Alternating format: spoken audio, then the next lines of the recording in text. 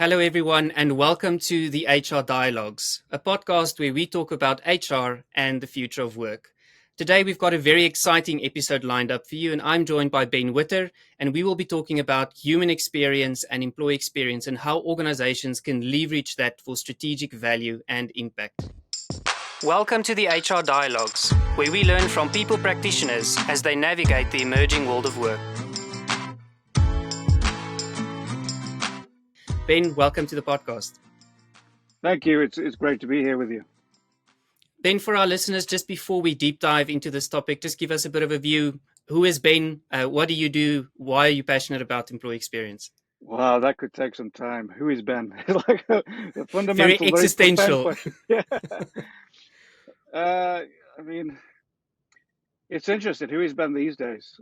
Ben these days is someone who focuses on employee experience, so helping companies develop their employee experience strategies, coaching employee experience, HR leadership teams, to deliver really effective, impactful employee experience strategies. But Ben, in the past, because again, this is your life. I was a practitioner for many, many years, and I started my own business in 2017 because I really wanted to pursue this mission of employee experience, bring it into the mainstream, popularize the concept within business, not just HR circles. And to see where it's got to in the last few years has been incredible. Employee experience really is now at the top of the business agenda. And it's thanks to a lot of the work that's been done around the world by fantastic HR professionals, fantastic business leaders. So that's where I focus, and that's what keeps me excited about going to work every day. No, that's fantastic, Ben, and I agree. I think almost to get us started into the topic, we've definitely seen the importance of the employee experience or the human experience at work become a focal point for a lot of organizations. And there's some great studies also that talk about the benefits for the organization, but also for the individual related to job satisfaction, well-being, productivity, etc. So can you give us a bit of insight for us to get started on why do you think employee experience is such a hot topic over the last couple of years, and especially now?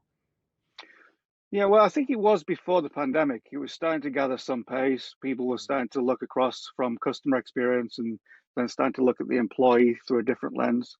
And that was exciting work to do, especially for traditional HR professionals that have never been given that license before. They've never been given that permission or that mandate to say, look at the experience of our employees. Is it effective? Is it impactful? Are they excited? Are they delighted? They've never been given that. It's just been what works for the business, what works for management, what works for this, what works. It's never been human-centered. But that started to gather pace before the pandemic, and then the pandemic obviously brought the human condition and the human experience right front and center of organizational life, which I think accelerated us by at least a decade, maybe 2 decades, in terms of all the different work configurations, the different organizational models, and the flexibility that employees have enjoyed over the last few years. But now the fight back is on, because again, we're starting to, managers are starting to get a little bit shaky, a little bit conscious of that trust and that power that they have as well. And now it's going to be an exciting time in terms of maintaining this focus on the human experience when it goes against the wishes of the company. And I want to dive into that point, Ben, because there's a couple of things that I've also noticed speaking to a lot of HR professionals, and I definitely agree there's almost been a bit of a power shift away from only the organization's needs towards what is the employee's needs, and we somewhere in the middle now again, in terms of what that will look like and how that will evolve. You mentioned the word of trust being such an important thing. Something we are noticing very much is this trust relationship between employers and employees starting to shift and taking on new dimensions. And there's positive stories there. There's also some horrifying negative stories that we're currently seeing, especially around work arrangements and those types of things. But let's talk about, what do you think is happening here in that balance, and why does it make business sense for employee experience to be a focus area? Because I get it where people come from in terms of, wanting to maintain control, wanting to make sure that we drive, the bottom line, the business results, the productivity. But why is this a two-sided argument? Yeah, it is. I come down quite heavily in favor of employees, given my work and my focus. But that's not to say Sure. I'm anti-management and senior leadership in terms of the wise decision-making, because I think what they're trying to do, sometimes in very wise and astute ways, and then sometimes in very poor, trust eroding ways, is take decisions that Mm. align people to the organization and the future that organization wants to create in the marketplace. Now, if they're doing that, trust is fundamental to that equation. Mm. Now, we have two sides of the coin playing out in real time now, which is employees want a certain model of work, organizations want a certain model of work, and we're going to have to find a middle ground that is somewhat of a compromise that works for the business. Otherwise, you will lose key talent. That's absolutely for certain. It's whether you can sustain that mission that you're on despite losing key talent, because that's the question. And then the other thing is, Mm. how do we create these new models of work and these arrangements that work for everybody? So it's not just a kind of one-sided affair. And again, co-creation is at the heart of that. Co-creation Yeah. cannot be achieved unless you look at the expectations of both parties. So the organization, senior leaders who are often employees of the organization as well. So they want, what they want. They have their own needs, and largely they fall in favor with what everyone else wants. They want flexibility, choice. Mm. They want control over their careers. They want to architect their own experience. They want to make a positive contribution. So senior leaders are no different to regular Mm. employees and workers in that sense. So the balance here and the way to get through and build this trust is co-creation. Because if it's Mm. too much in favor of the employee, then complacency and a sense of entitlement and all these negative aspects of that come in. But then if it's too in favor of what management and what the organization wants, then employees sometimes don't get treated as well as they could be. And then that leads to other issues, Mm.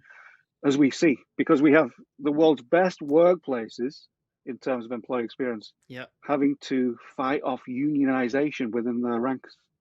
They're having to put Mm. down campus protests and various other things. So again, it's kind of a paradox of work these days. And that there's been a shifting narrative, definitely, right? In terms of also, I think people want to be felt like they're being heard on the one side, because I think there has been a lot of shifts and changes, Hmm. and you mentioned, I think, the three things that's so important is autonomy, choice, and flexibility for people around how work fits into their broader life. And it's something that we promote quite a bit, to say, to start talking about work-life fit, to say you're one human being and work is part of your life. How is that going to play out? And that's where we get into the conversation of new work arrangements. An important point that you did mention, though, that I think is really important for people also to focus on, is that it is about the both sides of the table having the conversation around what does this new reality look like, because it is a situation where it has to work for the organization and it has to work for the employee, and there will be certain parameters that we can and what we can't do.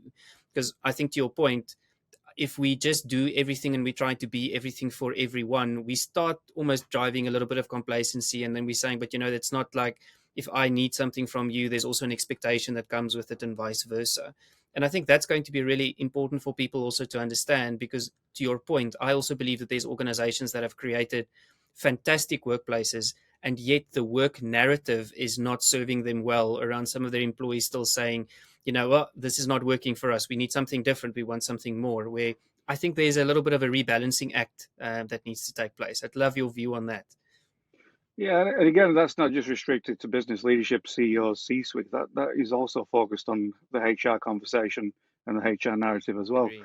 We're talking about new operating models in terms of facilitating that employee experience. And in companies that do facilitate that employee experience really well and they get the positive outcomes, they have a very strong people-centered HR team. Now, that is not universally the norm yet.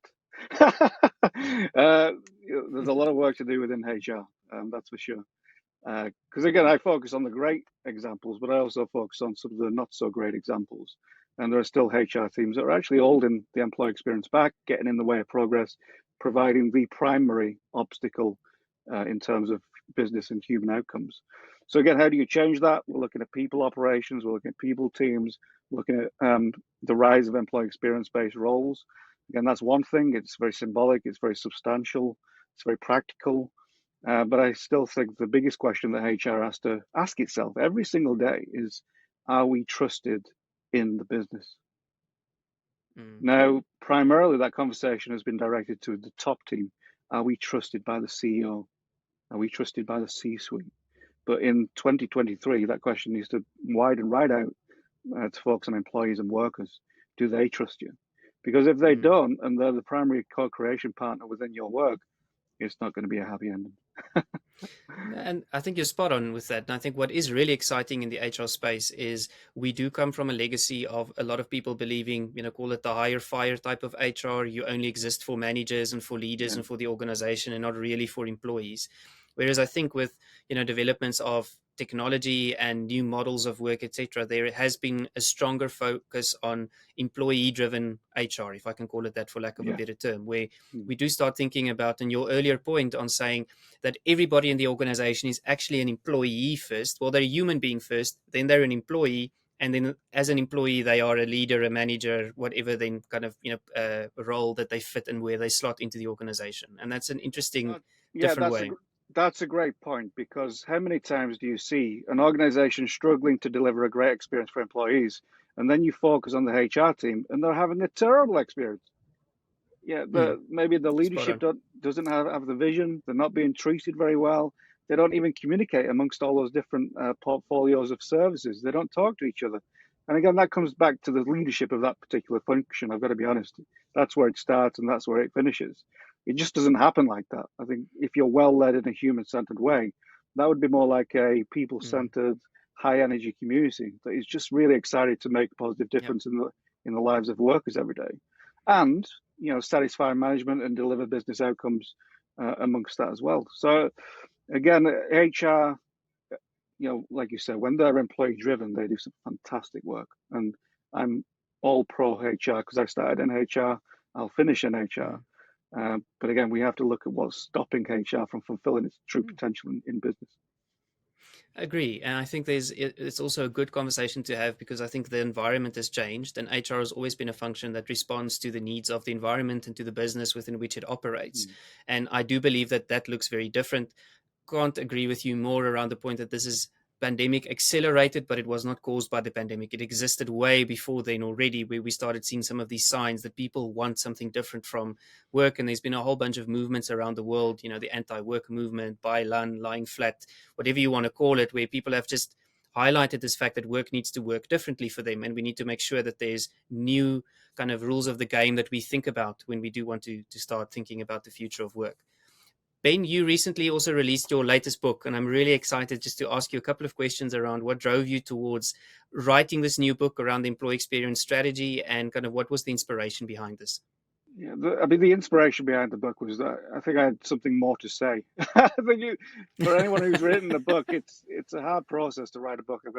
I've got to say, it's a challenging thing. And those that write a book and finish it, they have something to say. And I think I still have a lot more to say about employee experience, the way it's being applied in practice, how we can do that in a better way, more effective way. Some of the experiences I've had with companies that have, shortened the learning curve and helped things come into practice quicker and more effectively. So that's what I shared really. So I've shared some case studies from companies I've worked with, like L'Oreal and Mm, Sanofi and Dell and Unilever and all these wonderful companies doing wonderful things on employee experience, and sharing some of the insights from those projects. So how you start to think about delivering that employee experience strategy, how you co-create it from day one, how you work across functions collaboratively, as opposed to just in the ivory tower of the people mm, function or wherever it may be. And again, that's been a real learning curve for employee experience teams around the world, in that they'll go maybe 2 years into an employee experience project, and then they'll realize it's quite contained within one function or one department. mm, And then they'll probably call me and say, okay, what do we do? And then yeah. it's like, well, do we have IT involved? Do we have facilities involved? Do we have estates, marketing, comms? Do we have all these different Mm. functions that impact the employee experience? Do we have leadership communities that align to this work? And if that's the case, then great. If it's not, we need to make sure they are. So that's been a fun part of the work, and it's been a great privilege to work in this space and to see the field mature and evolve and become something more powerful within the organization. That's for sure. And I think the other component there that I really like about what you're saying is that I think that the practice around employee experience has also evolved quite a bit. Whereas I think there's actually some really good stuff to lean into if you are starting out in the space, or even if you have been an employee experience practitioner for a long period of time. I think there's some newer things that we can look at. One of the biggest lessons that you kind of mentioned that I also learned when I was in from the practitioner point of view is this ability that employee experience becomes almost more of a mindset and the glue that exists within an organization and between different functions. It's not a linear siloed thing that we come and implement. It's not an intervention that we need to utilize or a process, etc. I'd love to hear your thoughts on practically how do organizations break down those particular silos? Because very often in traditional operating models, and not just HR, we are almost driven to be functional and process outcome driven. And experience kind of exists within those different spaces. So what have you seen in practice in terms of how people can approach that? Yeah, it's interesting. I mean, sometimes it's quite, it turns employee experience into quite a frivolous and superficial thing when we start focusing on one practical thing that you can do, because, as you say, we're all eager to be putting things into practice as quickly as possible, delivering results as quickly as possible. So the temptation when employee experience first started was to just mirror what customer experience functions were doing, employee personas, journey mapping, design thinking, blah, blah, blah. And that's all great work. Yeah, great practical work to do. But again, if you're designing a great experience over here, but then strategically you're a mess, it's not going to work. Yeah. So we have to look at the whole holistic employee experience, which is all of the vital elements that bring together that employee experience impact. It's not one design process. It's not one re-engineered thing. It's not one boot camp of change agents and champions of change and all that kind of stuff. It's actually starting with fundamental human-centered principles, in my view. And this is what we gear people up within executive teams. It's a mindset change. It's about the data, it's about the decisions, and it is about the design. But a design without the data, a design without a great decision, it doesn't lead to a great outcome sometimes. You may have a wonderfully redesigned onboarding experience, but then a decision from senior management goes absolutely in the opposite direction. And then we're kind of running around like headless chickens trying to make sense of it. So we have to look at the whole holistic organization to make the hard yards with an employee experience. And there's a reason why practitioners tend to avoid that. It's because they sometimes lack control. It's because sometimes they lack courage. It's sometimes because they lack confidence and competence in terms of taking on some of the bigger things with an employee experience.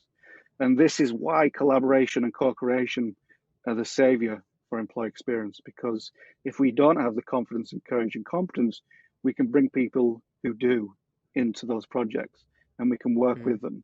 They can lead on certain things where we're weak, and we can lead on certain things where we are strong. And again, you put all that together and it becomes a wonderful movement internally to bring this human-centered mindset into being across everything: decisions, practices, applications, projects, programs, transformations, whatever is the new language.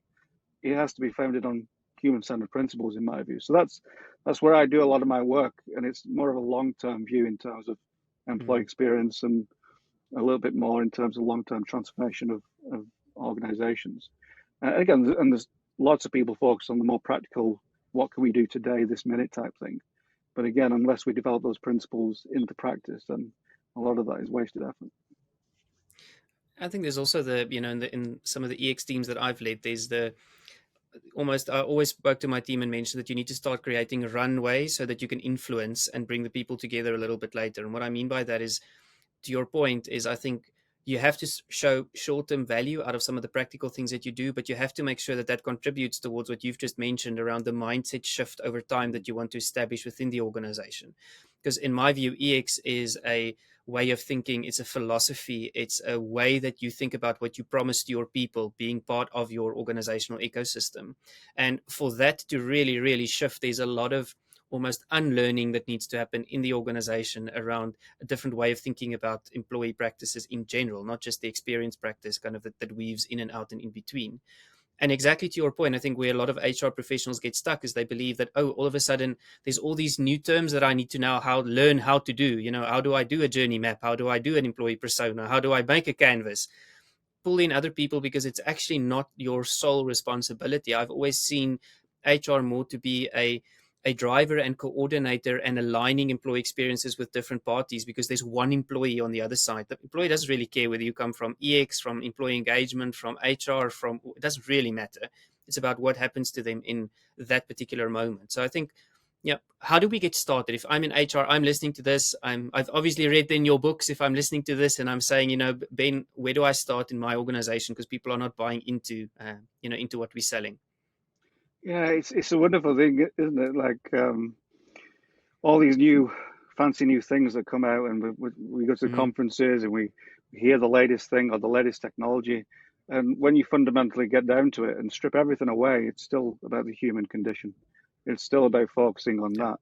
I remember from my experience in career, because I've had 20 years plus in HR now. I started in customer experience. I went back and got my master's in HR.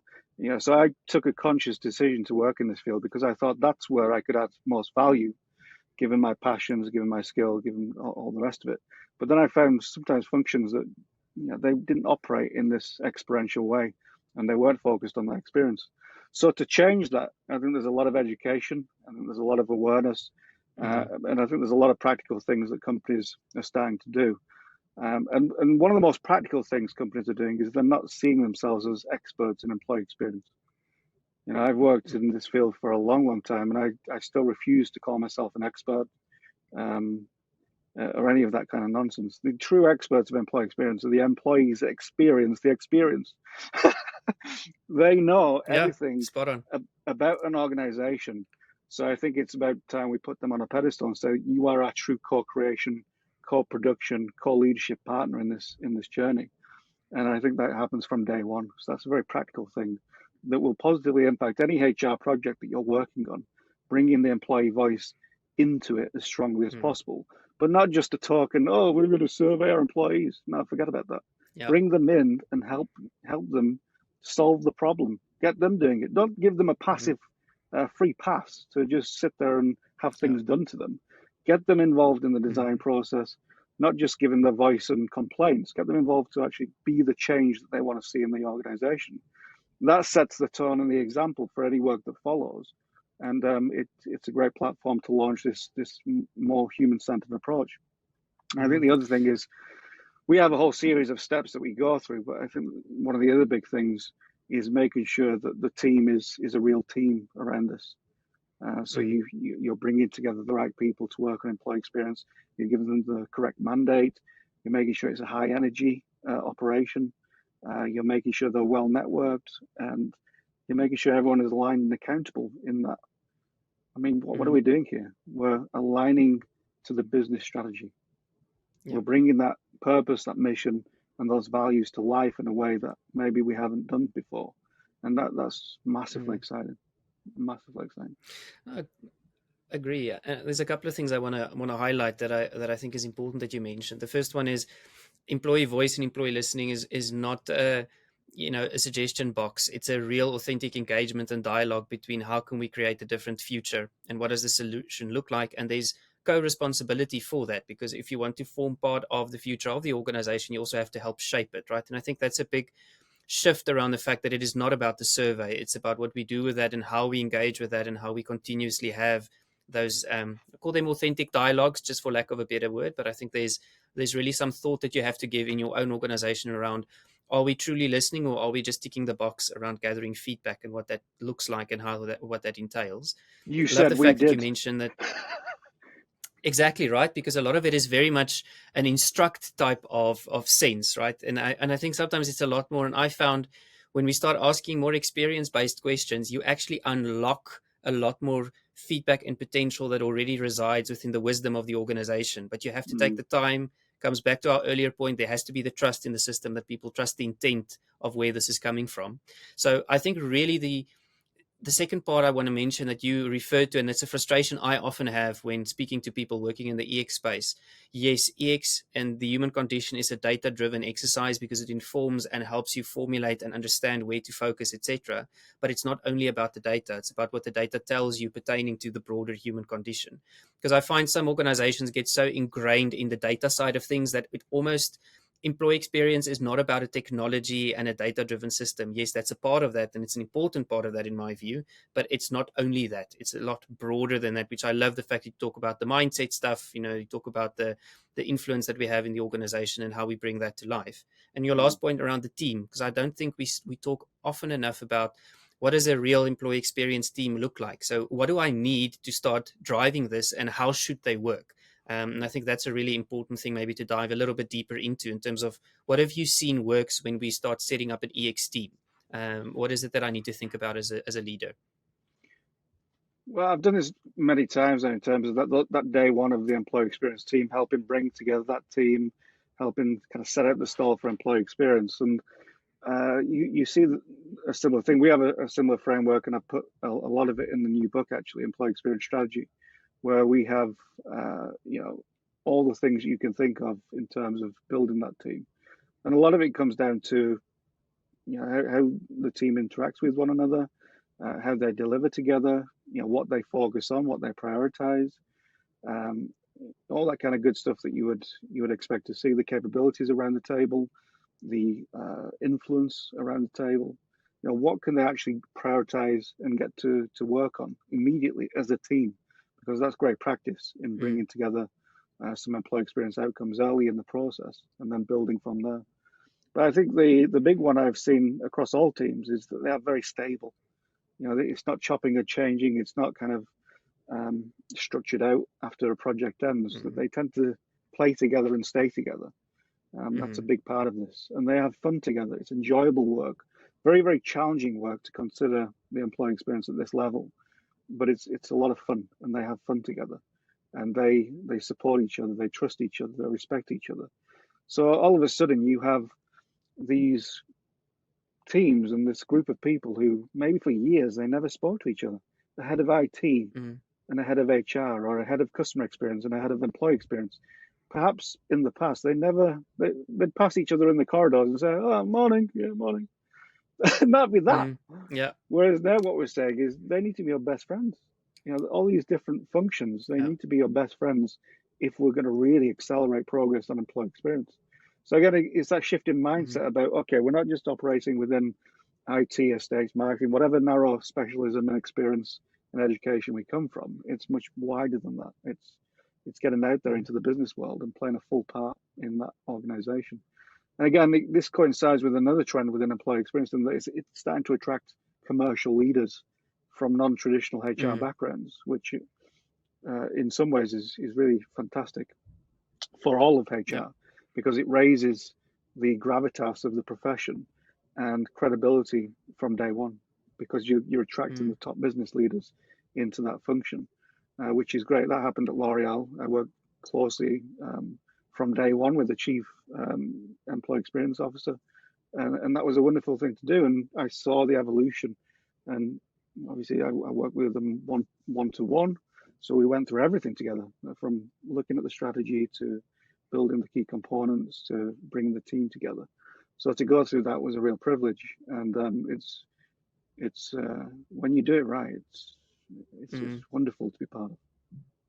There's also for me the fact that everybody has got a vested interest in it. It's just also about how do you help people understand and realize that. And to your point, I was in an organization where I started smiling after a while, because I was the newbie, and whenever I introduced myself around a table with some people that had been there forever, they also introduced themselves to each other. And was like, how on earth do you not speak to each other after all these years? And they're like, well, in the nature of the work, we actually don't interact that much. But I think EX has got the power to really bring people together around the common vested interest of both the employee and in the organizational requirements and needs. Ben, I'd love to hear if you are able to share some success stories with us, maybe just one or two examples of things that you've learned in the space, and working on some of the amazing case studies that you've got in the book. What are some of those things that really stand out for you when thinking back? In terms of results, I mean, you look at the performance of the work that you actually do. So from project to project, you're looking at project performance. Okay, what's changed? What's evolved as a result of our work together? And largely that's concerned with productivity. Are people more productive? Are people enjoying their jobs more because they're not being frustrated by organizational bureaucracy or processes?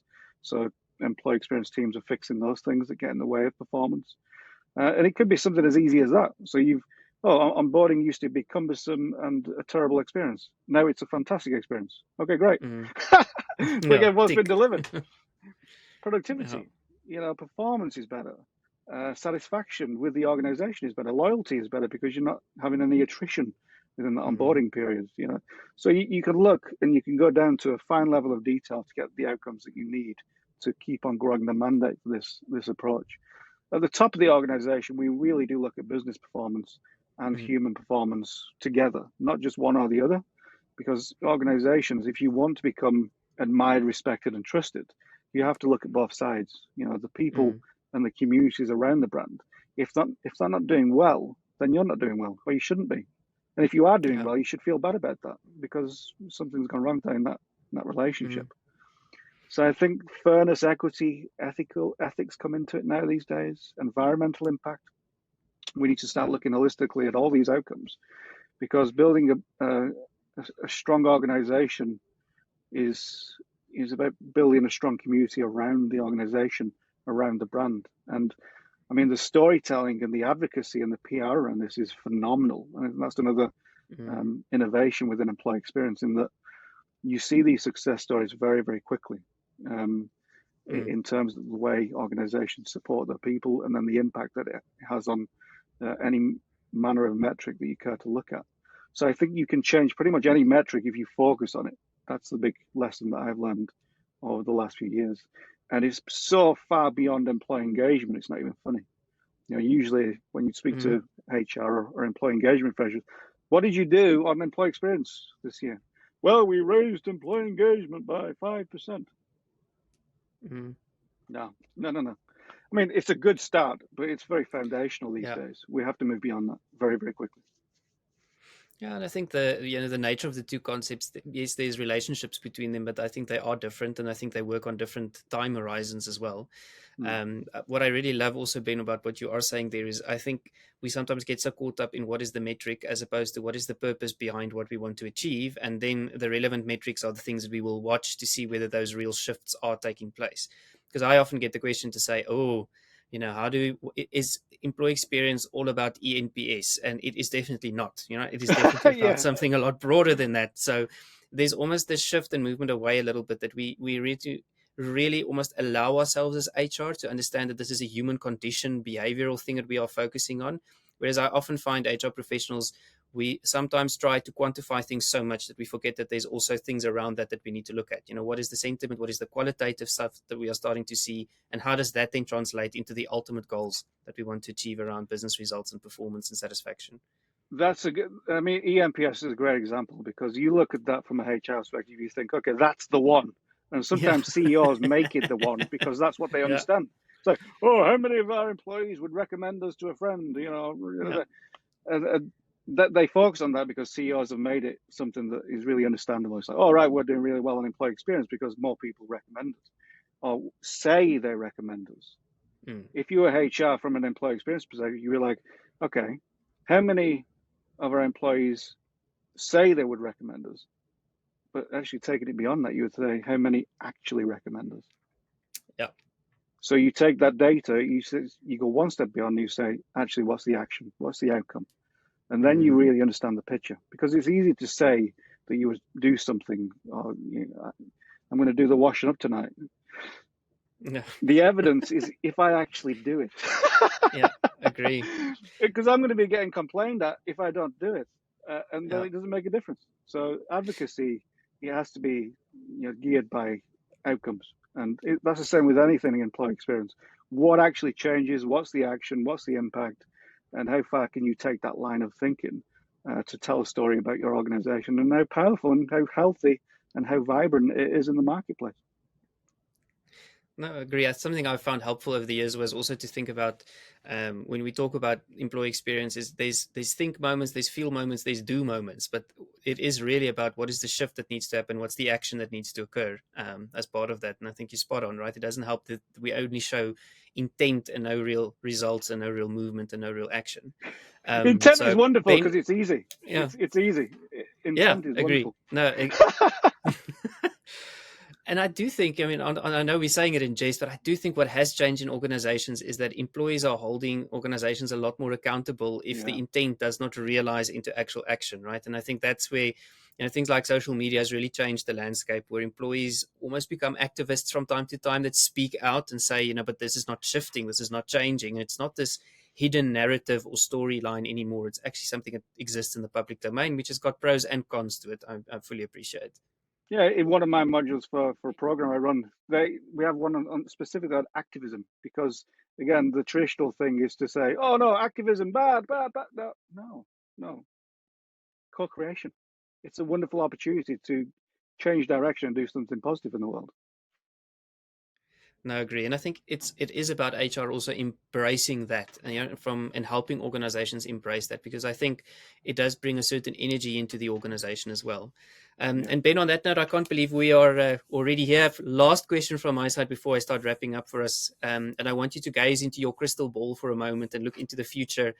What does EX look like in a couple of years' time? You could choose time frame, but what does EX look like if ideal world I bump into you in the future and we say, your EX has really lived up to its potential? What does that look like?